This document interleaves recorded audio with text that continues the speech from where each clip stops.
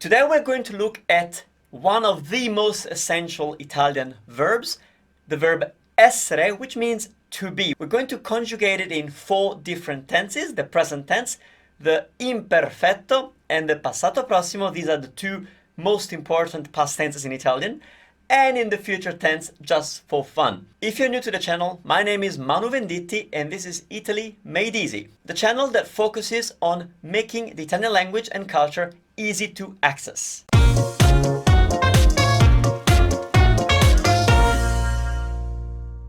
So let's start with essere in the present tense. This is probably the first verb you learn as you start learning Italian, and let's look at how it's conjugated and what it means. Io sono. Io sono. This is a basic I am. The good thing about Italian is that we can even drop the subject, so we can just say sono Emanuele, I'm Emmanuel, sono italiano, I'm Italian, sono contento, I'm happy. The peculiar thing about the verb to be is that whatever follows has to match the gender and number of the subject, because it's the description of the subject, and so this means a woman would say sono italiana, sono contenta, and things like that. So io sono, I am. Tu sei, you are. Tu sei americana, tu sei americano. Tu sei alta, tu sei alto. Lei è, lei è. Lei è can be tricky because it has 2 meanings. Lei usually means she, so lei è americana, she's American. But lei can also be used to talk to a person that you don't know formally. And so I can tell you in person, face to face, lei è americana, are you American? Lei è americano, are you American, to a man. Yes, that's how cool that is. Lui è, he is. Lui è l'amico di Roberta. Lui è stanco. Noi siamo, we are. Noi siamo amici, we are friends. Voi siete studenti, you guys are student. Loro sono italiani, they are Italian. So you might be saying, Manu, hold on, how is it possible that sono means I am and they are? Isn't that confusing, especially if you drop the subject? And it's not, because of what I said earlier, that whatever follows the verb to be is an adjective that describes the subject. And so if I say sono italiano, that means I'm talking about me, because italiano was in the singular, which you might not know yet, I understand. And if I say sono italiani, then italiani, being a plural, would refer to they are Italian. So yeah, no confusion there. Let's look at some examples in Italian, and I encourage you to repeat after me, even if you don't know much Italian. Let's do it. Sono Manu e sono italiano. Sono Manu e sono italiano. Sei troppo stanca per uscire? Sei troppo stanca per uscire? Questi sono i miei libri preferiti. Questi sono i miei libri preferiti. Overall, in most cases, the Italian verb essere corresponds to the English to be, and you can almost always use it the same way, but there are 2 big exceptions. One is we don't tell the age with the verb to be like you do in English. So we don't say sono 43 anni.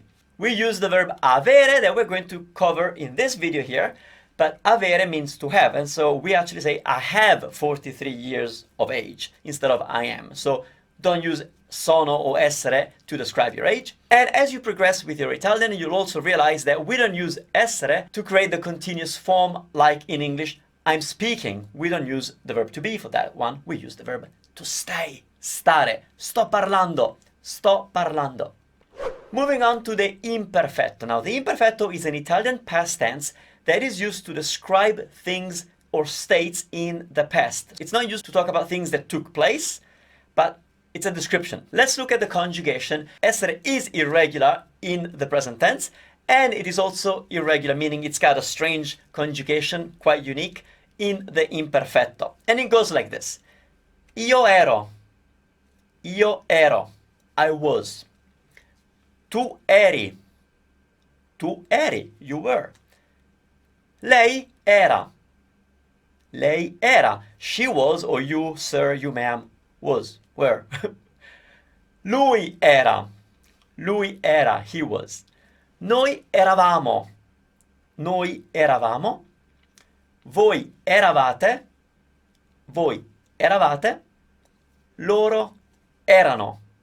Loro erano. E adesso qualche esempio in italiano. Being the verb essere, a verb that requires a description afterwards, you could say things like io ero stanco. Ieri ero stanco. Yesterday I was tired. I'm describing myself yesterday. So, ieri ero stanco. Da bambini eravamo amici. Da bambini eravamo amici. As kids we were friends. Stuff like that. Da piccolo ero una peste. È vero. Da piccolo ero una peste. Ieri era una bellissima giornata. Ieri era una bellissima giornata. Eravate interessati in questa offerta? Eravate interessati in questa offerta? As you can see in this last example, we use the Italian imperfetto just like we use the English past tense to make a soft suggestion. Were you interested in this offer right now? So it's an imperfetto that it talks about the present. It's odd, but we do the same in English. The next tense that we're looking at is the passato prossimo. The passato prossimo, it's an Italian past tense, another one, that it's used for things that took place or didn't take place in the past at a certain point in time. So it's not used to describe things, but it's to say that something took place. The Italian passato prossimo looks the same as the English present perfect, I have worked, for example, but it's quite tricky and we're not going to get into the details how it works because you'll learn it when you get there. Hopefully I can teach you that in one of my courses, but the passato prossimo goes like this. It's got two words and the first word is what we call the auxiliary verb. It's a helping verb, like in English, I have been. The have is the helping verb to make be expressed in the past tense. So in Italian, we have two options for that auxiliary verb. And for the verb essere, the auxiliary verb is essere.